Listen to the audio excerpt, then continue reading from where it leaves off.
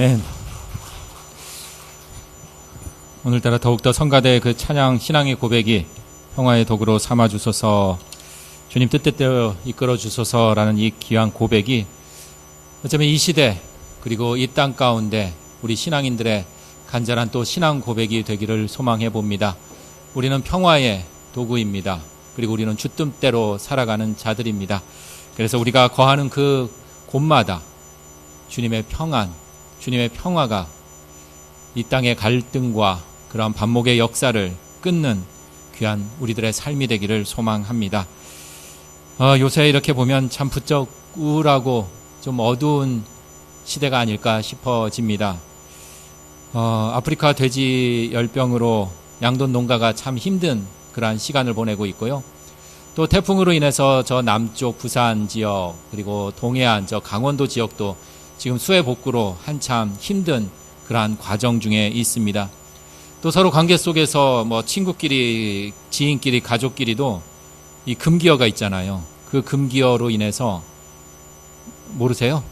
조국 이야기 잘못했다가 앙금이 쌓이고 갈등이 생기는, 참 어쩌면 한 개인의 문제만 아니라 집단적인 신경쇠약과 스트레스로 피로감을 느끼는 때가 이 즈음이 아닐까 싶어집니다. 여러분들은 좀 어떠신가요? 여러분들의 마음속에 오늘 성가대의 그 고백처럼 정말 내 삶 속에 평안이, 평화의 그러한 삶을 살아가고 있을까 먼저 여쭤봅니다. 그림 하나 준비했는데요. 여러분들 잠깐 그림 한번 좀 띄워주시겠어요? 이 그림 한번 제가 5초만 여러분들 한번 집중해서 한번 바라봐 주시면 고맙겠습니다. 5초만 바라봐 주시기 바랍니다.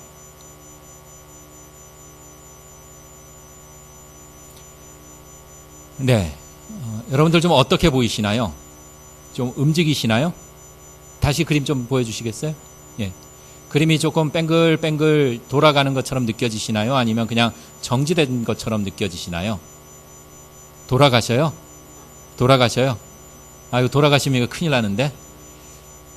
저거는 뭐 말 그대로 정지된 화면입니다. 정지된 화면인데 혹 이렇게 좀 뺑뺑 돌아간다라고 이렇게 느껴지시면 좀 스트레스 지수가 있다라는 것을 테스트로 이렇게 좀 쉽게 진단할 수 있는 거예요.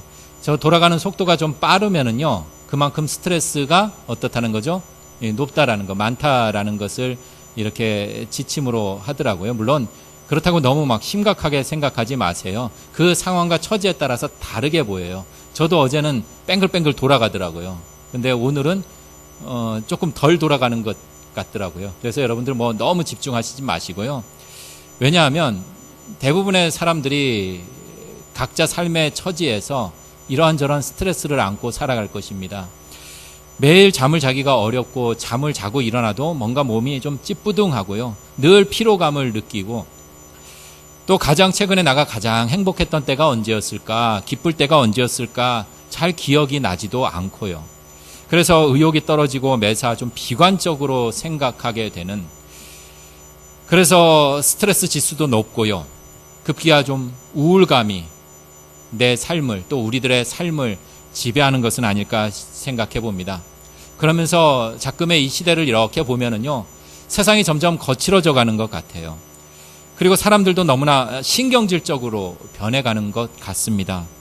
마음도 아주 딱딱하게 굳어져서요, 툭하면 남 탓을 하고, 또 정말 중요하지 않은 일로 다투기도 하고, 약간의 손해도 견디지 못하는, 그래서 온 국민이 두통과 만성 피로, 또 여러 가지 무력감과 패배감, 그러한 상처, 상실감에 절망의 노예로 살아가고 있지는 않은지 안타까움을 자아내곤 합니다.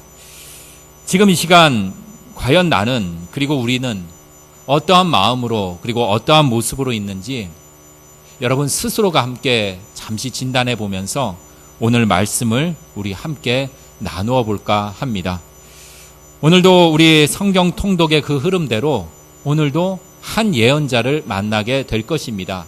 그 예언자의 이름은 바로 스바냐라는 예언자입니다. 이 스바냐를 잠시 소개하면은요, 우리가 잘 알고 있는 이스라엘 역사 다시 한번 좀 복습을 해보도록 하겠습니다. 이스라엘이 솔로몬 왕 이후에 우리나라처럼 남과 북으로 나뉘게 됩니다. 그리고 저 북쪽은 아시리아라는 대제국에 의해서 먼저 멸망을 당하고요. 한 140여 년이 흐른 후에 역시 마지막 남은 남쪽 유다도 이제는 바벨론 제국이라는 또 강한 힘에 의해서 멸망당하게 됩니다. 오늘 만나게 될 이 스바냐는 북쪽이 아니라 남쪽 유다 지방에서 활동했던 예언자이고, 그리고 바벨론에 의해서 멸망당하기 바로 직전에 유다 지방, 곧 남쪽 지방에 하나님의 말씀을 대언했던 예언자입니다. 그리고 하나님의 말씀은 바로 유다 백성들, 남쪽 백성들이 타락하고 정말 우상 숭배해서 정말 여호와의 날, 곧 심판의 날에 임박했다라는 것을 선언한 것이 바로 스바냐 예언자의 역할이었습니다. 특히 스바냐 1장에는요, 바로 그 여호와의 날, 그 심판의 날에 대해서 1장 15절에 이렇게 소개를 하고 있습니다. 제가 봉독해 볼 테니까요, 여러분들 어떠한 분위기인지 한번 생각해 보시기 바랍니다. 그날은 분노의 날이요, 환난과 고통의 날이요, 황폐와 패망의 날이요, 캄캄하고 어두운 날이요, 구름과 흑암의 날이요. 어떻게 느껴지시나요? 어둡고 막막하고 무엇 하나 희망이 보이지 않는, 모두가 우울하고 마치 모든 환경이 우울증 환자들만 있는 것처럼 우울과 스트레스가 정말 많이 차 있는 어두운 그러한 분위기인 뿐입니다. 어쩌면 역사는 반복된다라는 그 말처럼 지금 우리의 모습과 별반 다르지 않은 것 같아요. 분노의 날입니다. 환난과 고통의 날이에요. 깜깜하고 어두운 날입니다. 나라는 이래저래 다시금 일어서는 것이 아니라 점점 쇠해지는 듯 싶습니다. 지도자들은 부패하고, 그래서 절망의 그때가 지금 역시 스바냐가 속해 있었던 그러한 때라고 지금 소개하고 있습니다. 그리고 스바냐는 그러한 때에 여호와의 날, 그 심판이 임할 것이다 라고 전하고 있습니다.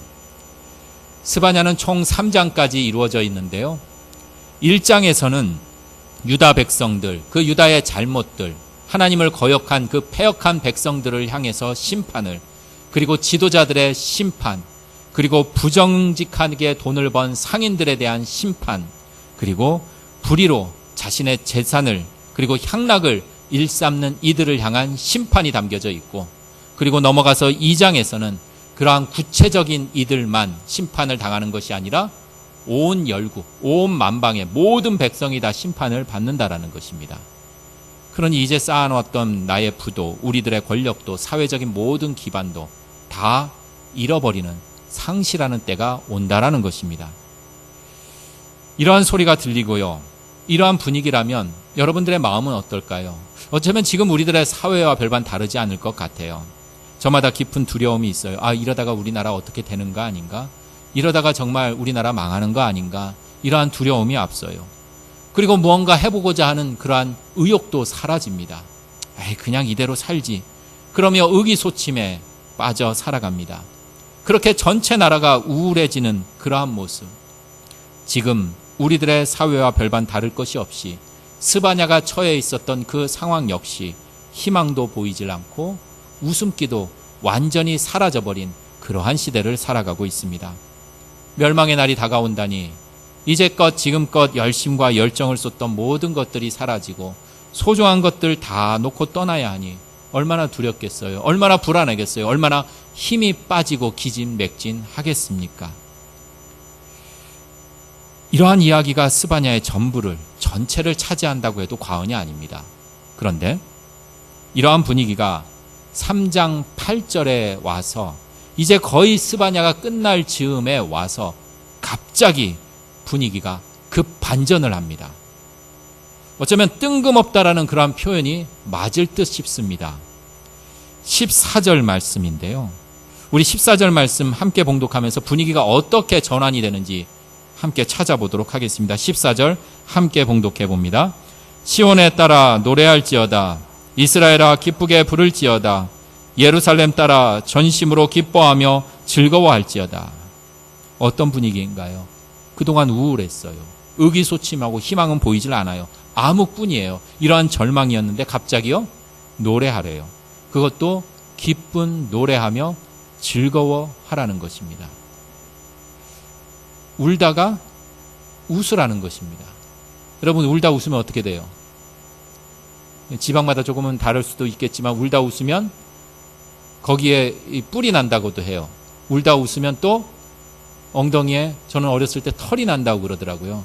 그러면서 남몰래 확인도 해봤던 그러한 기억이 나는데요. 그래요. 울다 웃으면, 지금 14절 이하에서는 그동안 울고 있었다가 갑자기 웃으라는 것입니다. 울다 웃는 거 분명한 이유가 있어야 합니다. 만일 이렇게 변하게 된 근거, 이유가 없이 울다가 웃으면 정말 엉덩이에 뿔이 나요. 털이 나요. 그리고 우울하고 절망적인 상황에서 갑자기 기뻐하고 즐거워한다면 그건 정상이 아닙니다. 마치 기분이 오락가락하는 조울증 환자처럼 마음의 병을 앓고 있는 그러한 모습이 아닐까 싶어집니다. 나빴다가 갑자기 좋아지는, 그래서 종잡을 수 없는 이상한 행동일 수밖에 없습니다. 그런데 오늘 말씀은 이것은 이상한 행동도 정말 괴이한 그러한 마음의 병도 아님을, 분명한 타당한 근거가 있음을 이렇게 전하고 있습니다. 15절 말씀에 그 타당한 근거가 담겨져 있는데요. 과연 그 이유가 무엇인지 우리 함께 봉독하면서 찾아보도록 하겠습니다. 여호와가 내 형벌을 제거하였고 내 원수를 쫓아냈으며 이스라엘 왕 여호와가 내 가운데 계시니 내가 다시는 화를 당할까 두려워하지 아니할 것이라. 아멘. 혹시 타당한 근거 이유를 발견하셨나요? 오늘 15절에 먼저 내 형벌을 제거하였다라고 전하고 있습니다. 내 형벌이 제거되었으면 울까요, 웃을까요? 당연히 울음보다는 웃음 쪽에 가깝습니다. 원수가 도망을 갑니다. 그러면 당연히 울음보다는 또한 웃음 쪽에 가깝습니다. 만일 내가 어떤 잘못을 저질렀어요. 그리고 그에 따른 책임을 져야 하는 무거움, 마치 형벌과도 같은 그러한 현장에서 내가 벗어난다면 기뻐하지 않을까요? 나를 괴롭히고 힘들게 했던 원수가 내 앞에서 뒤도 돌아보지 않고 주랭랑을 쳐요. 그러면 당연히 기쁘지 않을까요? 말씀은 이런 근거를 두면서 오늘 14절의 기쁨과 즐거움의 찬양이라는 이 행동은 아무런 이유도 없인 그러한 이상한 행동도 비정상적인 그러한 모습도 아닌 아주 분명한 근거, 이유가 있음을 먼저 밝히고 있습니다. 이런 근거라면 어떨까요, 여러분들도? 기뻐할 수 있잖아요. 확실히 기뻐하고 즐거워할 수 있음이 분명해집니다. 그리고 15절에 또 한 가지 기뻐하고 즐거워하는 근거, 그 근거를 이렇게 전합니다. 바로 이스라엘 왕 여호와가 내 가운데 계시니 내가 다시는 화를 당할까 두려워하지 아니할 것이다. 하나님께서 나와 함께 계시니 다시는 화를 입을까 걱정하지 말라라는 것입니다. 그리고 스바냐서는 이 말씀이 바로 기뻐하는 근거의 결론처럼 강조합니다. 바로 17절 말씀입니다. 17절의 상반절 제가 봉독합니다. 너의 하나님 여호와가 너의 가운데 계시니. 함께 하심이 15절 그리고 17절에 두 번이나 강조하면서 이 점을, 하나님이 우리 가운데 나와 함께 하신다라는 것을 더욱더 부각하며 부연하며 설명하며 강조하고 있습니다. 그러니 하나님이 함께 하시니 앞선 15절의 기쁨의 근거가 된 형벌이 제거될 수밖에 없겠죠. 하나님이 우리 가운데 계시니 원수가 내 앞에서 도망을 칠 수밖에 없다라는 것입니다. 자, 그렇다면 여러분들 삶 속에 형벌이 제거되고 여러분들을 괴롭혔던 원수들이 사라져서 여러분들은 하나님의 함께 하심을 느끼십니까? 여러분들 혹시 우리 가운데 계시는 그 하나님 느끼십니까? 어떻게 우리네 삶에서 하나님의 함께 하심을 우리는 알 수 있을까요? 지금 하나님께서 내 옆에 앉아 계시고 내 앞에 계신 거 참 눈에 보이면 얼마나 좋을까요? 이보다 확실한 증거 어디 있겠습니까? 그러면 하나님, 나하고 함께 있구나, 우리 가운데 계시구나 라고 정말 당당하게 확실하게 그 증거가 보이니 고백할 수 있지 않을까요? 설령 그렇지 않더라도 눈에는 보이지 않지만 선선히 불어오는 저 가을바람처럼 느끼기라도 한다면 참 좋을 텐데, 참 그럼 저는 직접적인 그러한 경험을 하기에는 우리의 한계를 느끼는 것이 사실입니다. 뿐만 아니라 앞서 15절에 그러한 말씀처럼 형벌이 제거되고 원수들이 사라지는 경험을 하게 되면 어떤가요? 하나님이 나와 함께 한다라는 것, 우리 가운데 임재하신다라는 그 증거가 될 수 있습니다. 그렇지만 아직도 나의 형벌처럼 느끼는 어려움과 아픔이 있고요. 또 아직도 해결되지 않는 이 땅의 형벌이 제거되지 않고 있고요. 혹 아직도 나를 힘들고 어렵게 하는 원수들이 사라지기는커녕 더 나를 옴짝달싹하지 못하게 괴롭힌다면 하나님이 함께 하신다고 고백하며 우리는 살아갈 수 있을까요? 우리들의 삶 속에서 참 신앙생활, 믿음생활 열심히 하지만 마치 여기저기 해결되지 않는 내 삶의 형벌을 안고 살아가는 사람들, 원수들의 핍박과 어려움, 이런저런 원수들의 모양 속에서 힘들어하는 그러한 어려움 가운데 살아가는 이들도 분명 있다라는 것입니다. 이러한 때에 더욱 예수 그리스도를 생각해 봅니다. 예수 그리스도가 지셨던 저 십자가는 분명 형벌이었습니다. 그리고 그 형벌은 죽음 앞에서도 사라지질 않았습니다. 예수 그리스도의 저 십자가에서 그 죽음 앞에서 원수들은 더 조롱하였고 원수들의 세력은 더 강해졌고 더 기세등등하여 예수님을 아주 처참하게 죽음으로 내몰았습니다. 하지만 바로 그 십자가 현장에서 하나님은 함께 하셨습니다. 왜요? 어떻게 우리가 알 수 있을까요? 바로 부활이 담아내셨기 때문이죠. 바로 부활을 이루어내셨기 때문입니다. 그러니 내 삶의 형벌과 원수들이 사라진 그 곳에서만 하나님이 함께 계심이 아니라 때로는 무거운 그 형벌 자리에서, 때로는 원수들이 나를 괴롭히고 힘들게 하는 그 곳에서도 우리들 가운데 계신 그 하나님을 예수 그리스도의 삶을 통해 배우게 됩니다. 지난 수요일에 짧지만 깊은 만남 그리고 작별 인사를 나누었습니다. 그분과의 만남에서부터 작별까지는요, 제대로 얼굴을 보지 못하고 늘 마스크를 쓰고 있었습니다.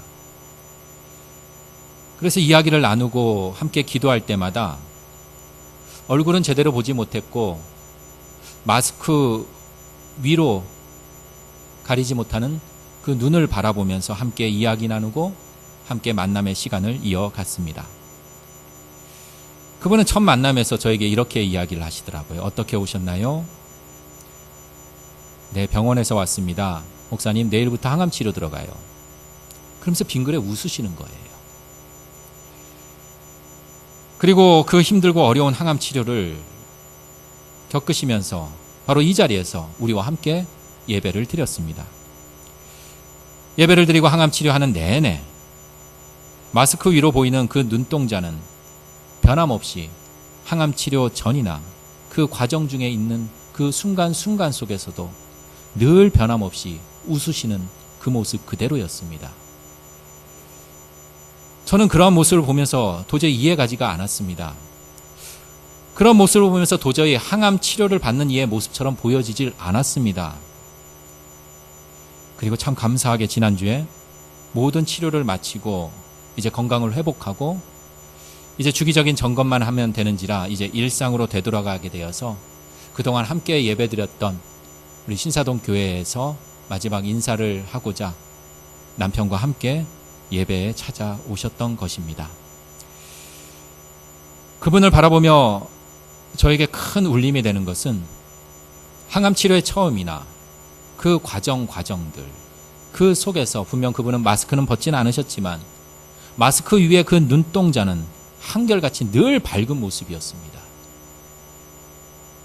텔레비전에 화려한 의상을 입고 화사하게 치장한 빛나는 외모로 시선을 압도하는 그러한 연예인보다 더욱 빛나 보였습니다.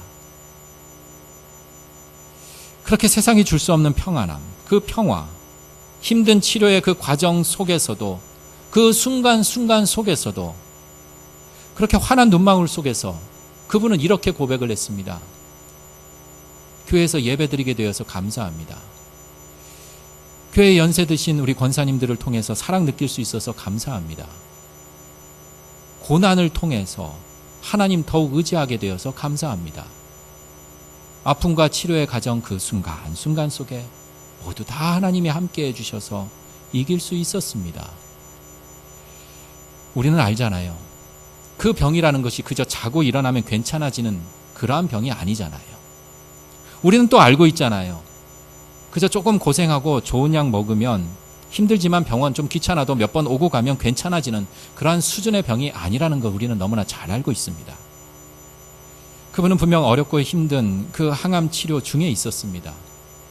그렇게 힘들고 어려움 가운데 어쩌면 그렇게 한결같이 밝은 마음과 모습으로 도리어 위에서 기도하겠다는 그 목사에게 큰 울림을 주셨는지 오늘 말씀을 준비하면서 스바냐가 전하는 그 하나님의 말씀에 대해서 더욱 깊게 생각하게 되었습니다. 자, 이제 우리 17절 말씀 함께 봉독해 볼까요? 17절 말씀 우리 한 목소리로 크게 봉독해 봅니다. 너의 하나님 여호와가 너의 가운데 계시니 그는 구원을 베푸실 전능자이시라. 그가 너로 말미암아 기쁨을 이기지 못하시며 너를 잠잠히 사랑하시며 너로 말미암아 즐거이 부르며 기뻐하시리라 하리라. 아멘. 분명 말씀에서 이렇게 선포하십니다. 하나님은 우리를 구원해내시는 우리에게 구원을 베푸실 전능자라는 것입니다. 그리고 그 구원의 전능자 되신 하나님께서 우리들 가운데 계시다라는 것입니다. 그러니 나에게 무슨 일이 일어날지를 걱정하면서 그 걱정이 만들어오는 더 깊은 절망에 그 수렁에서 허우적거리지 않는다라는 것입니다. 왜냐하면 그 전능자, 구원을 베푸실 그 전능자가 우리들 가운데 함께 하시기 때문이라는 것입니다. 그러니 우리들의 상황과 처지가 기쁨을 주고 즐거움의 노래를 부르게 하는 것이 아니라 우리의 처지나 형편이 아닌 우리에게 구원을 베푸실 그 전능자 하나님께서 우리와 함께 하시니 그것으로 말미암아 우리들의 삶의 기쁨, 즐거운 노래를 부를 수 있다라는 것입니다. 수요일의 그 짧은 만남, 그 작별을 했던 그분은 분명 오늘 말씀처럼 자신의 삶 가운데에서 계시는 그 구원의 하나님을 기억하셨음을 믿습니다. 그래서 그분은 간혹 예배 후에 만나서 힘드시죠? 기도할게요 라며 인사를 하면 그분은 늘 환하게 맞아주시는 모습으로 참 너무 궁금했습니다. 그래서 믿음이 없는 이 목사는 또 의뢰 어리석은 질문을 합니다. 괜찮으세요? 견딜만 하세요? 그러면 그분은 또 변함없이 웃으시면서 저에게 이렇게 고백을 합니다.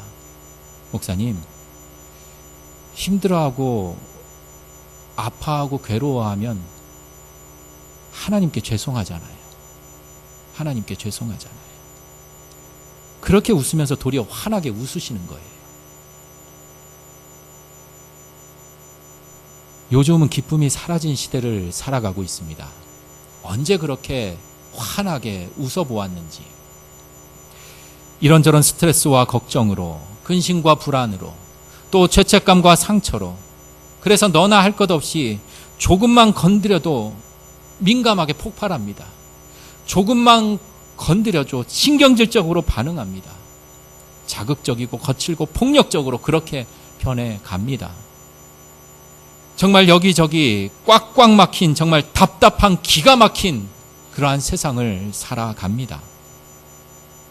이런 세상의 끝은요. 이런 세상의 끝은 바로 결국 멸망, 곧 죽음의 길뿐입니다. 하지만 우리는 멸망의 그 죽음의 길을 가는 일이 아니라 생명, 곧 구원의 길을 가는 이들입니다. 내가 너와 함께 할 것이다. 나는 전능자 하나님이시다. 너에게 나의 구원을 베풀 것이다. 내가 너와 함께 있어 너를 도우리라. 우리는 바로 하나님의 희망입니다. 하나님이 우리로 말미암아 기뻐하신다는, 우리는 하나님의 그 기쁨입니다. 그러기에 우리를 바라보시는 그 기쁨을 이기지 못하시는 하나님, 그 사랑하는 자녀에게 구원을 베푸시는 그 하나님을 우리가 기억하며 하나님의 기쁨으로, 하나님의 희망으로, 하나님의 남은 자로서의 삶을 살아내기를 우리 이 시간 두 손 모아 찬양으로 이렇게 고백해 보기를 소망합니다. 너의 하나님 여호와가, 이 신앙 찬양으로 우리 함께 고백하도록 하겠습니다. 오늘 말씀을 기억하며 우리 가운데 임재하시는 그 하나님 기억하며 너의 하나님 여호와가 너의 가운데 계시니 함께 고백합니다. 너의 하나님 여호와가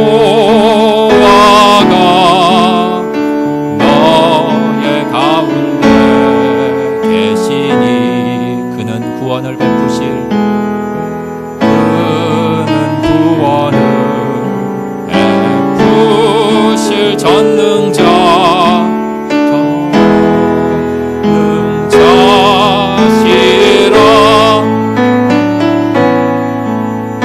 그가 너로 인하여 기쁨을 이기지 못하시며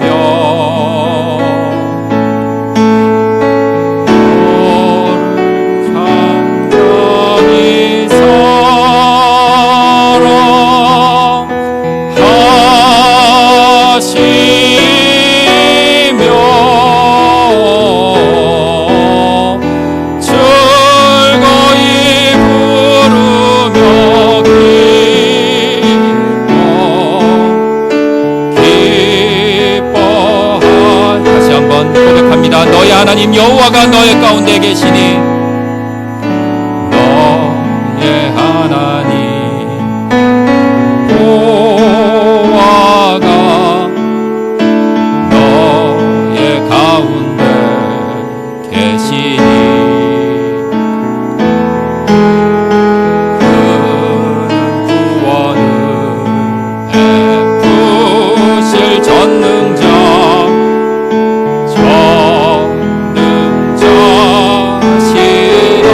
이렇게 고백합니다. 그는 나를 위해, 그가 나로 인하여 기쁨을 이기지 못하시, 나를 잠잠히 사랑하시며 잠잠히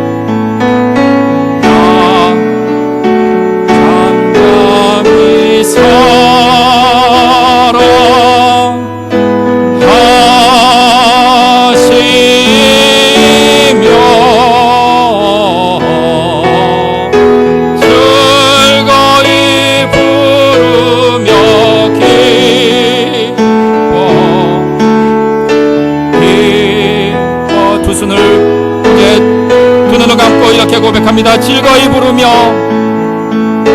즐거이 기뻐하시리로다. 기뻐하시리라. 아멘. 기도하시겠습니다. 주님, 즐거운 일이 없는데 즐거워하라는 것은 참 이상한 일이지요. 그런데 말씀은 기뻐하라고 합니다. 그래서 기뻐하고자 합니다. 왜냐하면 우리를 구원하신 전능자 하나님이 우리 가운데 계시기 때문입니다. 그러니 이런 구원 저런 구원, 이 사람이 이 세상을 구원하고 이 가르침이 우리를 구원한다는 세상의 외침과 주장이 아니라 오직 하나님만이 우리의 구원을 베푸실 전능자 되심을 깨달아 알게 하옵소서. 주님, 세상은 우리가 갖고 있는 것을 잃어버리면 세상은 우리를 떠납니다. 아름다움이 있을 때 좋아한다라고 그렇게 모여들다가 아름다움이 사라지면 떠나고, 돈이 있을 때, 힘이 있을 때, 능력 있을 때 좋아하고 환호하다가 사라지면 덩달아 또한 떠납니다. 하지만 우리를 끝내 구원에 이르게 하시는 하나님께서는 우리를 버리거나 포기하지 않으시고 우리를 구원에 이르게 하시며 우리 가운데 계심을 믿습니다. 이 믿음으로 이 거칠고 험한 세상에서 기쁨의 삶 살아가기를 소망하며 잠잠히 우리 속에 계시는 고마우신 예수 그리스도 이름으로 기도드립니다. 아멘.